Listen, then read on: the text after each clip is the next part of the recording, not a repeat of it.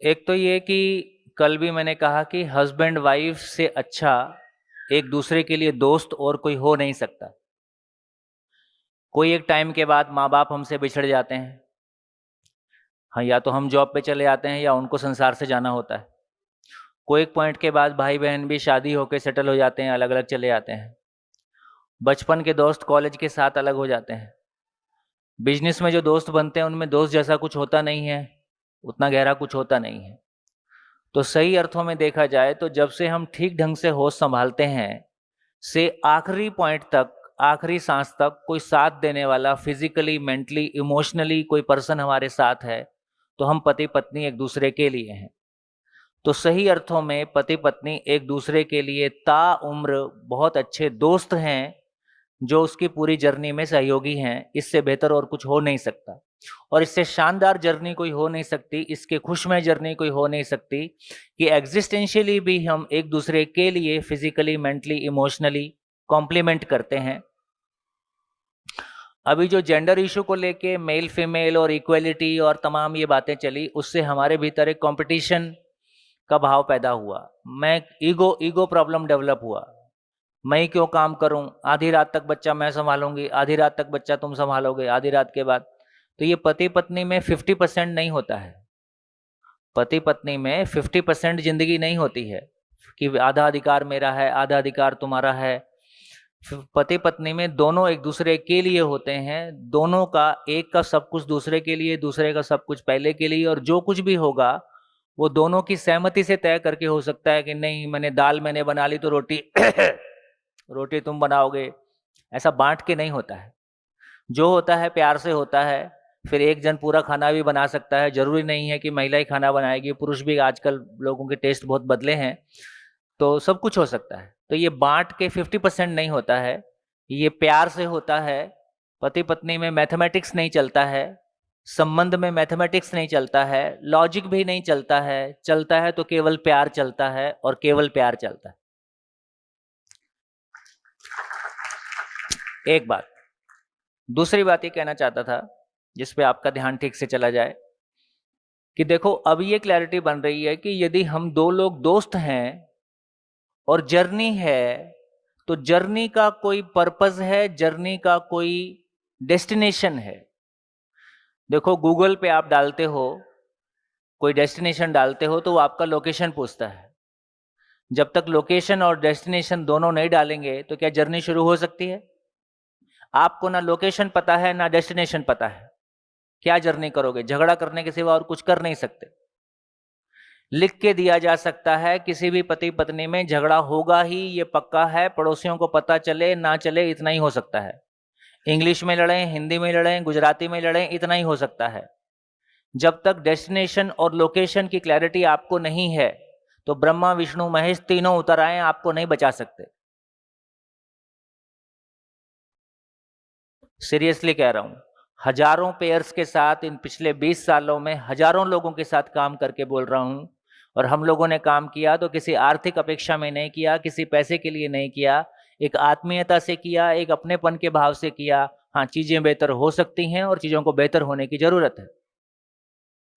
दोस्तों, जब हम जिंदा रहने के धरातल पर जीते हैं, तो फिर आपका थॉट प्रोसेस और आपकी डिजायर्स, आपकी इच्छा में क्या होगा?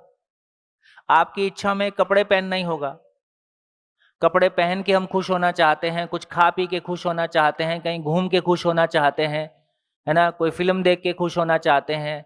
अब ये बताओ, खाने पीने में, कपड़े में, फिल्म देखने में, परफ्यूम में, शैम्पू में, क्या इसमें हम कभी भी दो लोग एक समान हो सकते हैं?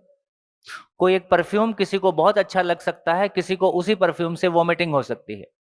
कोई एक कलर किसी एक व्यक्ति को बहुत अच्छा लग सकता है, दूसरे को बिल्कुल पसंद ना हो, ऐसा हो सकता है। कोई एक प्रकार की शक्ल किसी को बहुत अच्छी लग सकती है, दूसरे को उसको बिल्कुल पसंद ना आए, ऐसा हो सकता है। तो जिंदा रहने के धरातल पर, शरीर के धरातल पर ऐसा संभव ही नहीं है कि कोई भी एक चीज सारी जिंदगी दो लोगों को एक समान अच्छी लगे। एक चीज सारी जिंदगी दो लोगों को एक समान अच्छी लगे। शरीर भी नहीं। जितना शरीर को लेके आकर्षण है वो साल 2 साल में पूरा हो जाता है, उसके बाद जैसे टीवी पुराना हो जाता है, ऐसे ही आपस में भी आप एक दूसरे के लिए पुराने हो जाते हो। ये कुछ भी चलने वाला नहीं है। कहीं भी घूम के आ जाओ, पूरे वर्ल्ड का चक्कर लगा के आ जाओ, तो भी 4 दिन के बाद आपको घर ही याद आता है, चलो यार हो गया, अब घर चलो। तो जिंदगी में कोई भी चीज चलने वाली नहीं है। कोई भी फिजिकल लेवल की हैप्पीनेस की कुल एज 3 घंटे से ज्यादा की नहीं है।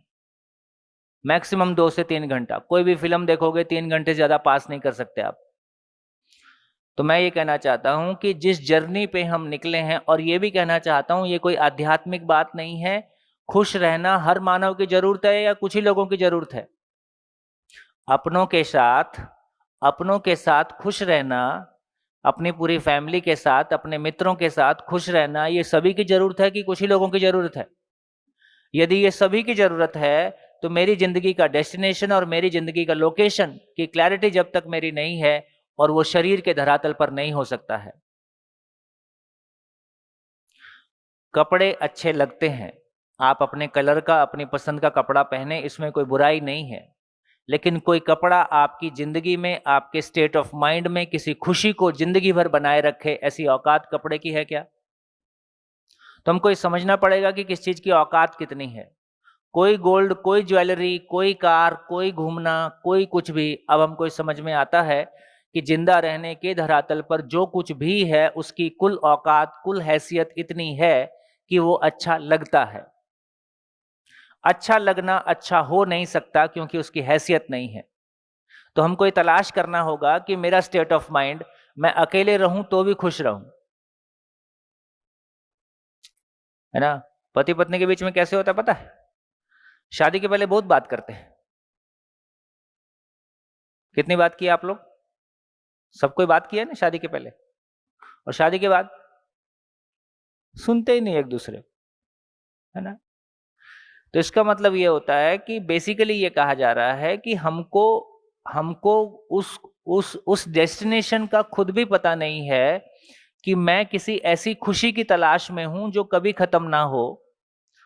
और लड़के को लगता है कि वो लड़का आ रहा है राजकुमार, निरंतर सुख का रथ लेके, और लड़के को भी लगता है आ रही है राजकुमारी, निरंतर सुख का रथ लेके। दोनों एक दूसरे के में झांक के देखते हैं, बोले तुम्हारा तो खाली है, बोले तुम्हारा भी खाली है, और झगड़ा शुरू। क्योंकि जो रथ आप लेके आए थे उसमें शरीर के सुख हैं। जो रथ आप लेके आए थे, आप दोनों के पास जो भी रथ है, कोई फर्क नहीं पड़ता कि आपकी फैमिली 10,000 करोड़ की है कि 50,000 करोड़ की है, कोई फर्क नहीं पड़ता। पैसे की वो औकात नहीं है कि आपके स्टेट ऑफ माइंड दे सके, आपका जो सोचने समझने का तरीका है, उसको, उसमें जो भी प्रॉब्लम है उनको रिजॉल्व कर सके। इसका मतलब है कि ये जो स्टेट ऑफ माइंड है, ये जो स्टेबल स्टेट ऑफ माइंड है ना, ये जो अपने में कोई चीज है जो अपने में खुशी फील होती है ना, वो एक अलग दुनिया है। वो मटेरियल वर्ल्ड से जुड़ा हुआ नहीं है। मटेरियल वर्ल्ड अच्छा लगता है, अच्छे लगने तक उसकी सीमा में कोई बुराई नहीं है, यहां तक का मामला ठीक है। तो ये हमारी क्लैरिटी आ जाए कि पति पत्नी से अच्छा कोई दोस्त दुनिया में हो नहीं सकता। यदि पति पत्नी दोस्त तब हो सकते हैं, कोई भी दोस्ती किसी पर्पस के साथ होती है। गॉसिप करने के लिए दोस्ती नहीं हो सकती है, शरीर भोगने के लिए दोस्ती नहीं हो सकती है। कोई भी संबंध मतलब का ही होता है। बोलते ना, मतलब निकल गया तो पहचानते नहीं, इसमें गलत नहीं है। कोई दो लोग आपस में क्यों बात करेंगे? आपको मुझसे कुछ चाहिए इसलिए आप बात कर सकते हैं, मेरे को आपसे कुछ चाहिए इसलिए मैं बात कर सकता हूं। दोनों को एक दूसरे से कुछ चाहिए तो बात जितनी देर के लिए चाहिए उतनी देर बात कर सकता हूं, उसके बाद बात खत्म। अपने अपने घरों में नोटिस कर लीजिए, आपके मदर और पेरेंट्स में कितनी बातचीत होती है और क्या बातचीत होती है। उम्र बीतने के साथ साथ पति पत्नी संबंध में, उम्र के बीतने के साथ साथ संबंध में बासीपन आ जाता है। बात करने के लिए कुछ बचता नहीं है। दोनों बैठ के साथ में टीवी देख सकते हैं, इतना ही कर सकते हैं। या आज क्या बनाओगे, बच्चे की फीस जानी है, बच्चे को स्कूल जाना है, कितने बजे आओगे, सब्जी भी लानी है। हम फिजिकल लेवल की बातें कर रहे हैं। घर में देखिए बातचीत का कंटेंट क्या है। घर में बातचीत का सारा कंटेंट इतना ही है कि आप कुछ वस्तुओं के बारे कोई बात कर रहे हो। अपने कहाँ ये बात हुई कि जब हम साथ मिले थे, हमारा लेवल ऑफ कॉन्फिडेंस क्या था, हमारा लेवल ऑफ क्लैरिटी क्या था, मेरी ज़िंदगी में मैं किस लोकेशन पे था, आज इतने साल हमको साथ रहते हुए हो गया, मेरी ज़िंदगी में क्या चेंज आया है, मेरी स्टेट ऑफ माइंड में क्या चेंज आया है, ऐसी चर्चा के लिए हमारे पास कहाँ डायलॉग है, कहाँ उसके लिए हमारी योग्यता है। देखो, इस बात पे हमारी क्लैरिटी बनती है कि यदि मैं एक इलेक्ट्रॉनिक्स इंजीनियर हूँ, यदि मैं एक डॉक्टर हूँ, तो मैं मेडिकल टर्मिनोलॉजी में बात कर सकता हूँ। और जब मैं मेडिकल टर्मिनोलॉजी में बात करता हूँ और जिसको मेडिकल प्रोफेशन का ज्ञान नहीं है, क्या वो उसको समझ सकता है? उसके लिए वो एकदम फॉरेन लैंग्वेज है। मेरे घर का ही कोई व्यक्ति, यदि मेरा ही हस्बैंड या मेरी वाइफ यदि मेडिकल प्रोफेशन वाला है और मैं मान लीजिए इंजीनियर हूं, तो मेरी इंजीनियरिंग की टर्मिनोलॉजी उसके लिए फॉरेन लैंग्वेज है और उसकी मेडिकल की टर्मिनोलॉजी मेरे लिए फॉरेन लैंग्वेज है। तो दोस्तों, इसलिए ये भी कहना चाहता हूं कि अभी हमारे पास Gujarati, Marathi, Hindi, English, German, Latin language है। मानव भाषा हमारे पास नहीं है। मानव के भाव को व्यक्त कर सके, हमारे भाव को हम समझ सकें, अपने लोकेशन को, अपने डेस्टिनेशन को हम समझ सकें और उस पर बात कर सकें, वो लैंग्वेज ही हमारे पास नहीं है, वो शब्द ही हमारे पास नहीं। हमारी सारी योग्यता केवल वस्तुओं पे बात करने की है। हम गाड़ी के बारे में बात कर सकते हैं, हम साड़ी के बारे में बात कर सकते हैं, हम खाने के बारे में बात कर सकते हैं, हम घूमने फिरने के बारे में बात कर सकते हैं। इससे ज्यादा हमारी कोई जिंदगी पे बात करने की हमारी कोई योग्यता नहीं है। उसके बाद भी हंस लेते हैं, क्या बुरा है? आप माइक्रोबायोलॉजी पे बात कर सकते हो, जिंदगी पे बात करने की कोई जिंदगी से तो हम डरे हुए हैं, भयभीत हैं, और जबकि जिंदगी से खूबसूरत कोई चीज नहीं है।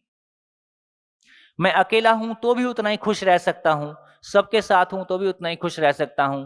आप यदि ठीक नहीं हो तो भी मैं अपना रास्ता निकाल सकता हूं, है ना। जिंदगी में वो भाव और विचार की दुनिया इतनी पावरफुल है ना, वो इतनी बड़ी दुनिया है, उसके सामने फिर सारी दुनिया बहुत छोटी सी नजर आती है। और आप इतना अपने आप में कॉन्फिडेंट फील करते हो कि सारी दुनिया, ये जो जितनी सारी चीजों को अभी हम बहुत ओवर इवेल्युएट कर रहे हैं, है ना। तो इंजीनियरिंग मेरी जिंदगी का छोटा सा पार्ट है।